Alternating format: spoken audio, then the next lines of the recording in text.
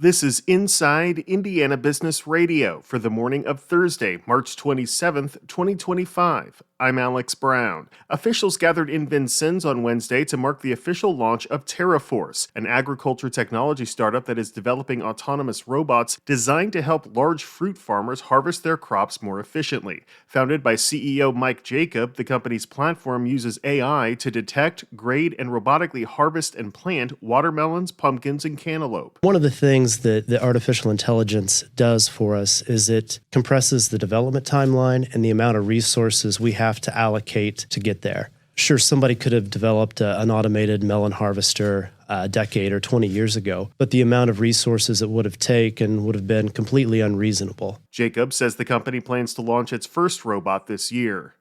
MSI Express, a food and beverage manufacturing and packaging company headquartered in Portage, is under new ownership. The company has been acquired by Boston-based private equity firm Nonantum Capital Partners, though financial terms are not being disclosed.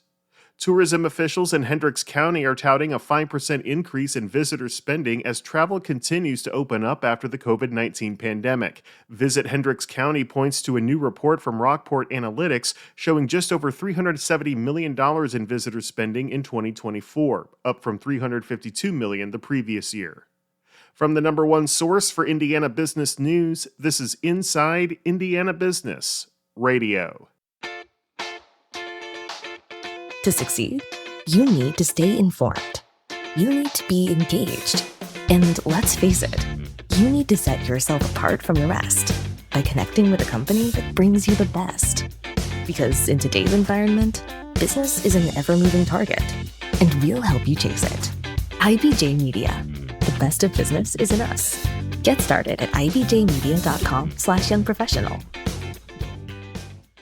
Indiana health officials received notice this week that the federal government is clawing back funds sent to state and local health departments as part of a broader effort to offset economic turbulence during COVID-19. The CDC announced Tuesday it's pulling back $11.4 billion nationwide, included an estimated $40 million in Indiana. Greta Sanderson, Chief Communications Officer for the Indiana Department of Health, said the agency has received the notification and is working to minimize the impact to Hoosiers. She didn't answer questions seeking the amount of money or programs that would be affected. However, during a Senate Health and Provider Services Committee meeting on Wednesday, Senator Ed Charbonneau of Valparaiso directly asked about the dollars, saying, quote, "We are all worried about things happening in Washington." Rachel Swartwood, the Legislative and External Affairs Director at the Health Department, told the committee the agency first received news on Tuesday, saying, quote, "We're still evaluating that and digging into the full impact, but we think it's in the world of $40 million. Senator Liz Brown of Fort Wayne asked whether the funding most affected county-level departments, to which Swartwood said the agency didn't yet know. Allen County health officials say they are not impacted. Inquiries to other counties were not immediately returned. NBC News reported the clawed-back funds were largely being used for COVID testing, vaccination, community health workers, as well as initiatives to address COVID health disparities. I'm Mark Mazurek for Inside Indiana Business Radio.